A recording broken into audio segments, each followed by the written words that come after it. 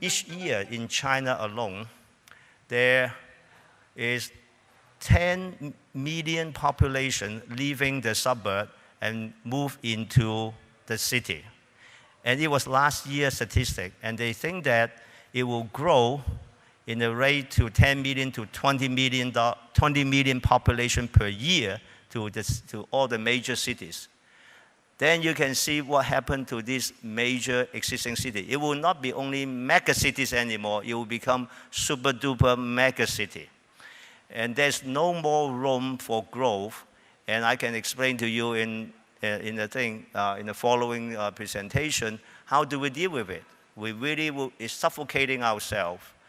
We have to find the solutions, working with people in our industry. This is a social problem. It's also a country problem and a world problem. Now, basically, all of you are smart engineers.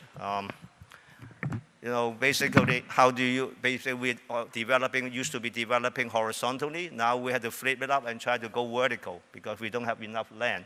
Now moving vertically, look at how we used to shop, how we used to conduct business.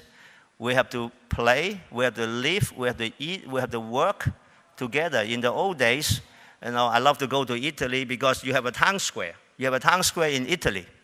And people live around the town square and work around the town square. Everything is in one community. But now we have to commute, like the previous speaker said, you have to commute 1 to 3 hours a day.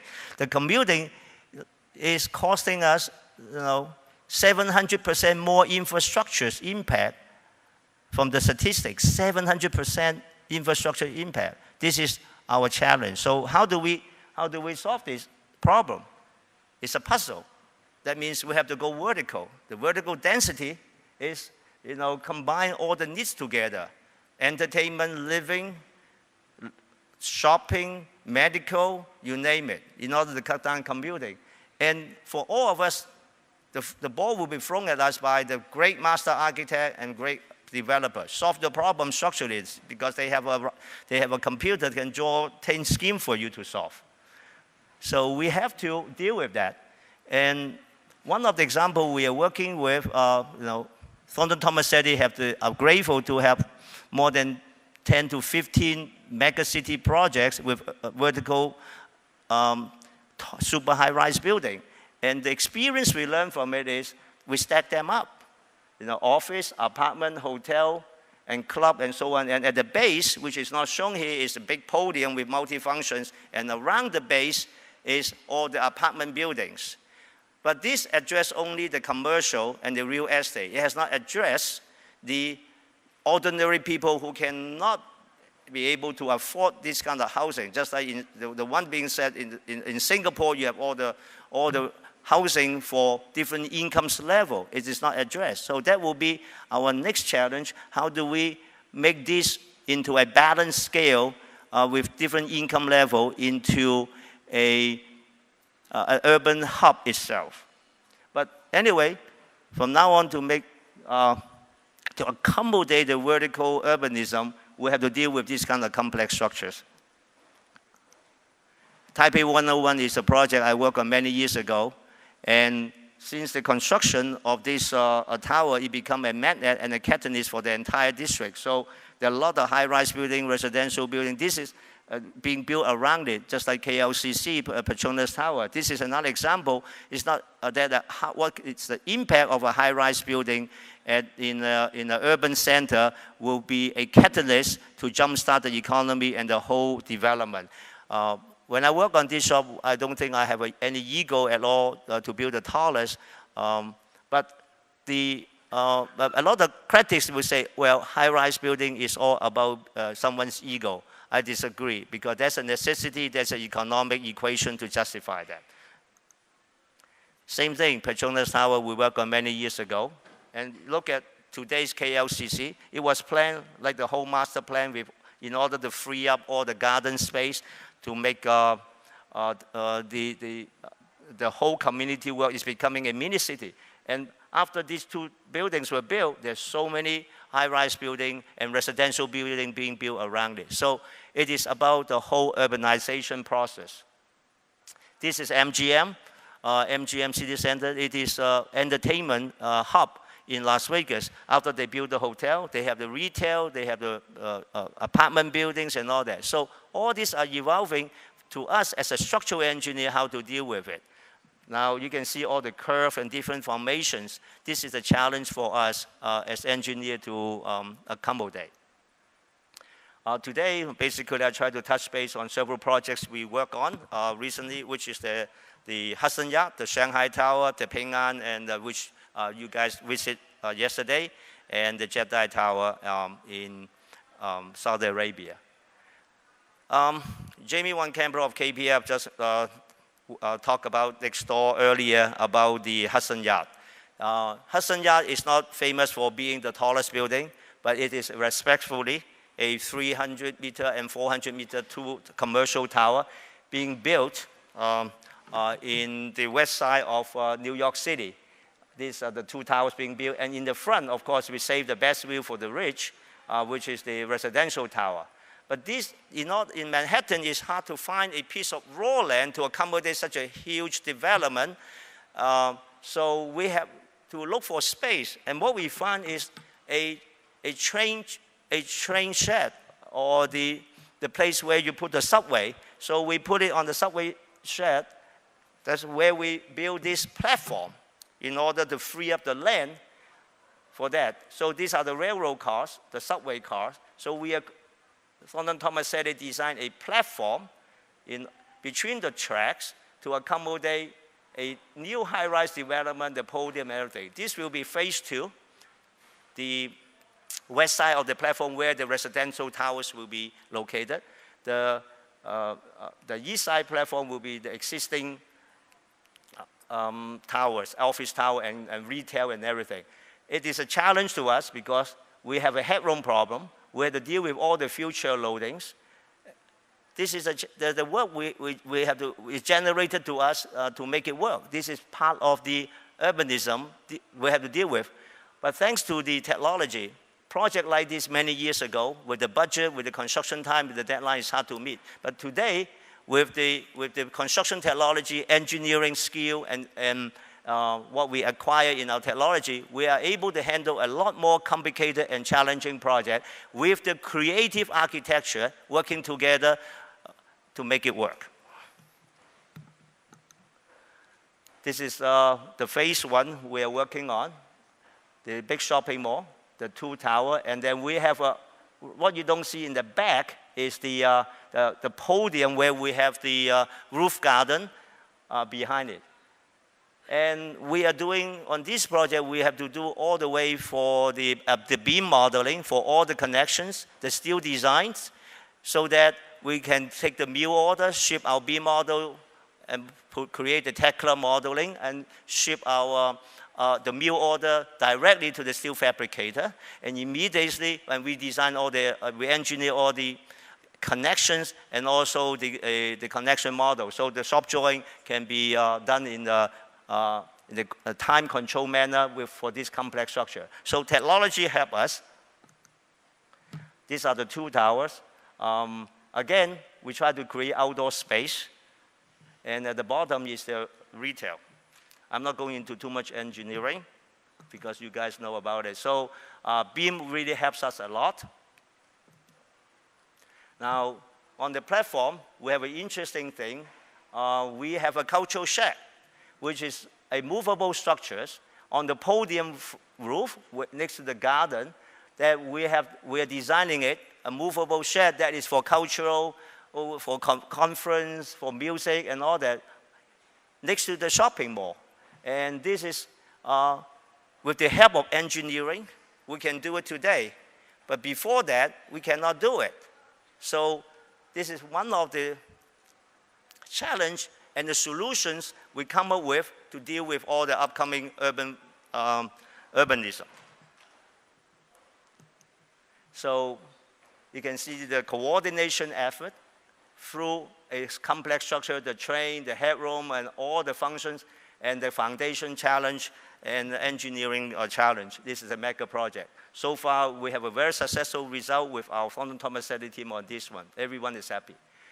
New York subway, everyone knows about it. It is bad, but I think it's still better than many ancient cities.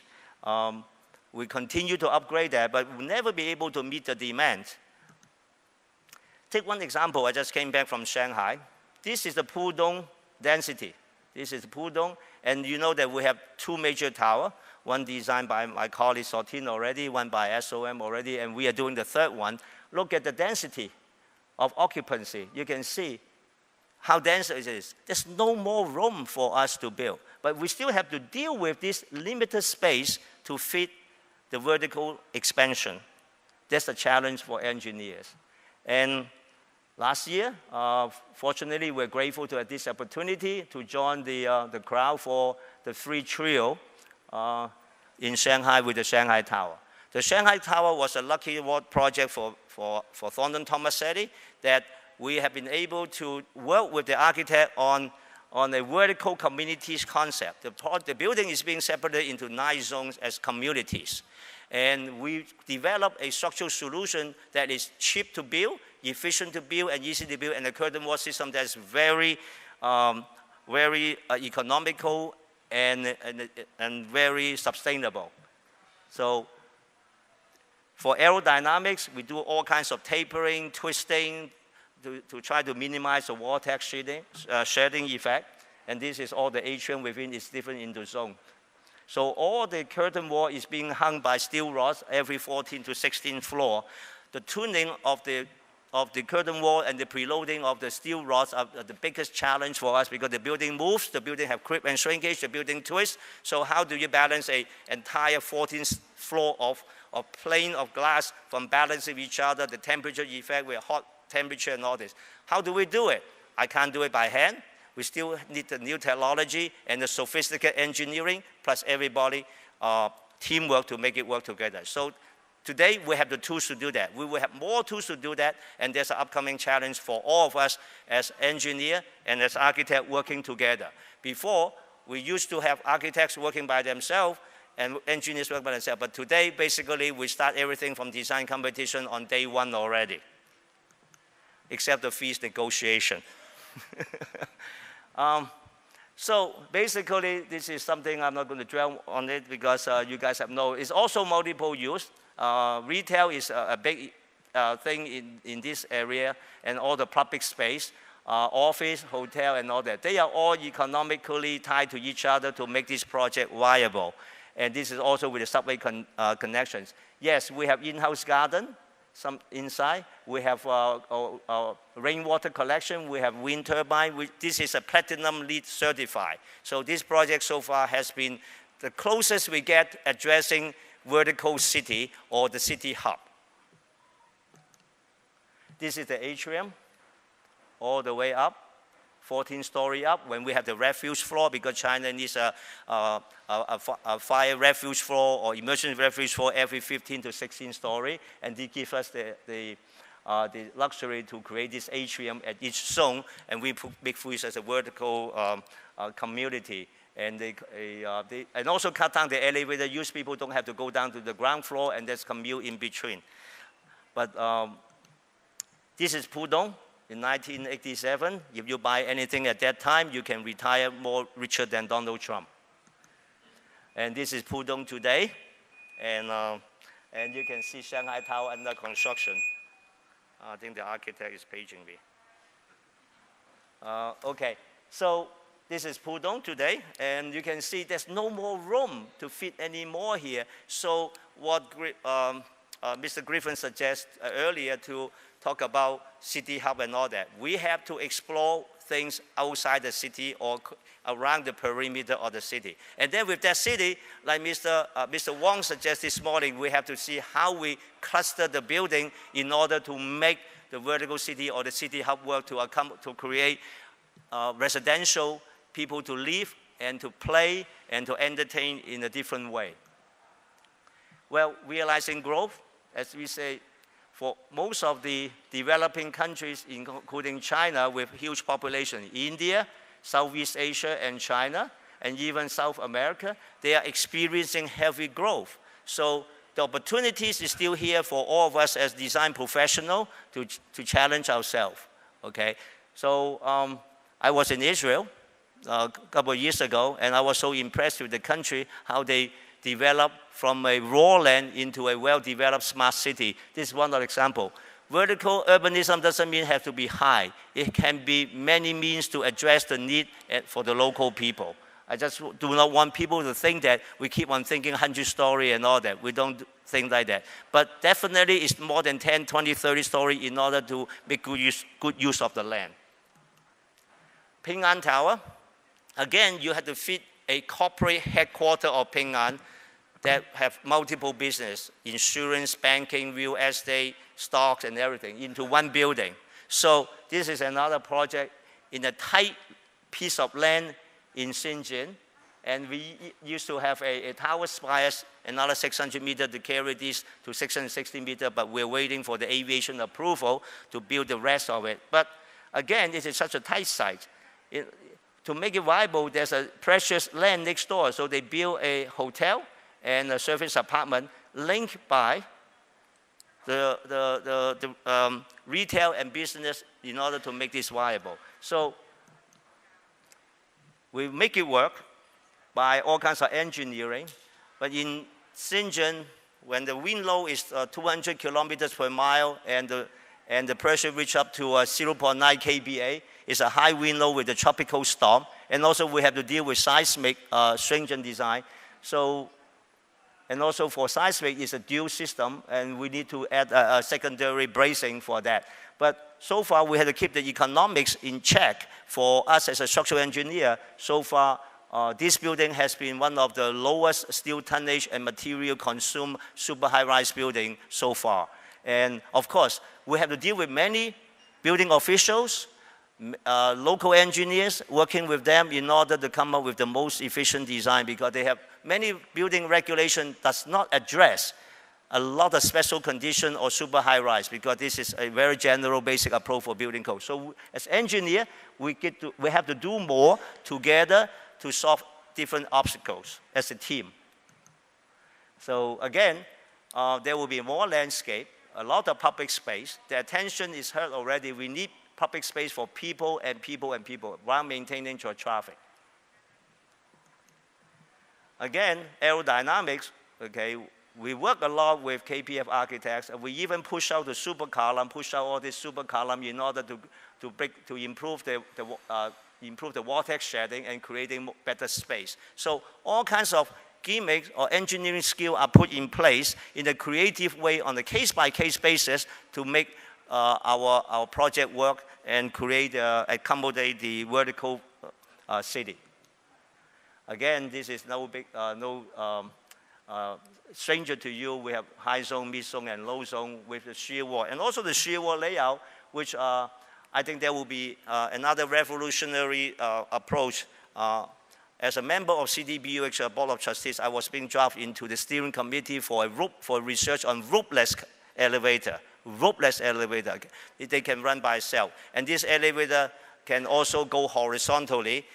So basically with the roofless elevator creation, it really reduced the number of elevator shafts required in the core. So you will see in the future, the core will be revolutionized and reduced a lot. There will be another upcoming creative and innovation opportunity for all of us as structural engineer and architects. So if you guys want to join me with the roofless elevator research, please write to me. I had to recruit 15 more die-hard souls to support it. Kingdom Tower is another one in Jeddah, Saudi Arabia. They're creating another mini city, and also it's a big economic jump start for that. It's a fortunate opportunity for Thornton Tomasetti to work on this landmark project. And again, it's a Adrian Smith design. We have to deal so much with construction issues, wind load issues, but at the end, we pull it off with our collective creative thinking. There's no strict formula or one formula that can solve all the problems. Each one is independent itself. Again, construction is has to be systematic and simple in order to make the project viable financially.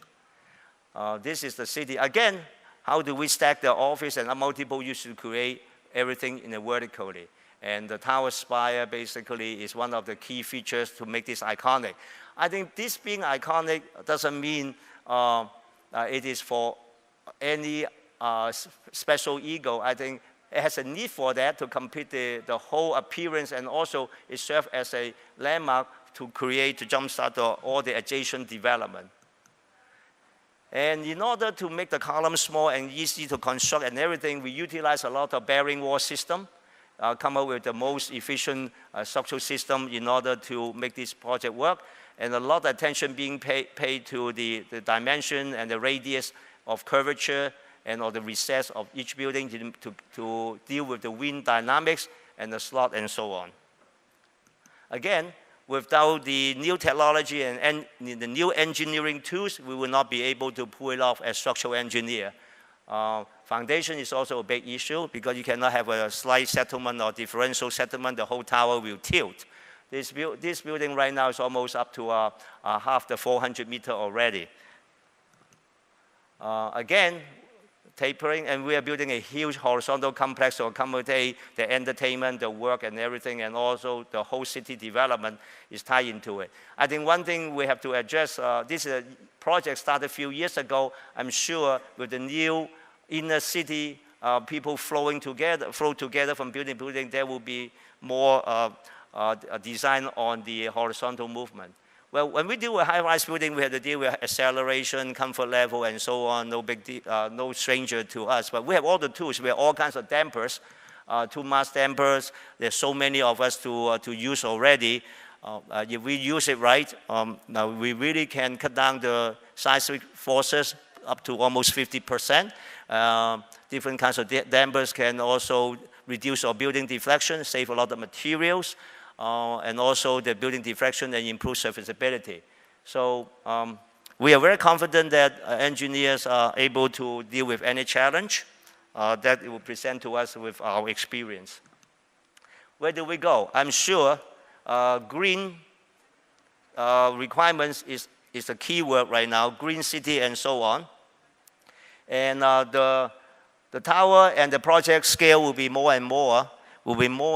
And we should be able to come up with it. The way I see the future is that, the way I see the future is the project not only will go vertical, it will go also horizontal in a planned manner to be in concert with the vertical things, and there will be more interconnectivity with each other addressing the green, the public space, the sky garden, and so on.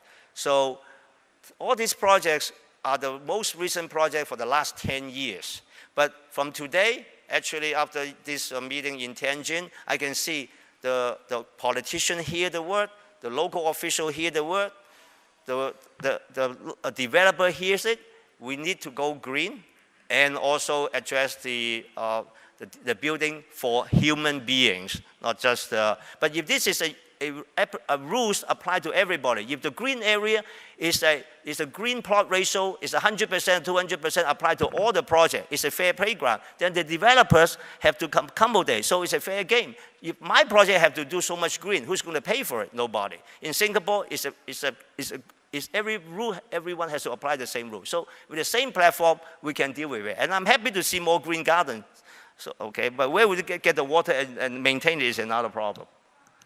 So again, this is another project we work on, another 500+ meter mega tower in Chengdu. Again, there are also residential buildings surrounding this mixed-use building, and what you don't see are the interconnecting bridges. I think they will add this on in the near future. There's another mega city, another 580 meter tall building with terraferro. So this is another one we are working on in Hefei, China. It's already half height already.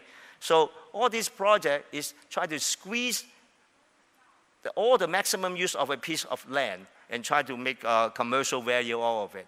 But the next thing we have to address is not only the commercial value, but the human factor and and the society factor into it. I think that will be our next challenge to deal with. Wuhan Tower, and this is another one in Jakarta. We're even doing a 600+ meter tall tower in Jakarta in a severe earthquake zone and a very bad soil, and we are handling it. So this is the entire complex, almost 500,000 square meters in Jakarta. Some of the colleagues from Jakarta are here with me today. So this is in Suzhou. Again, try to squeeze something into a small piece of land. Thank you so much.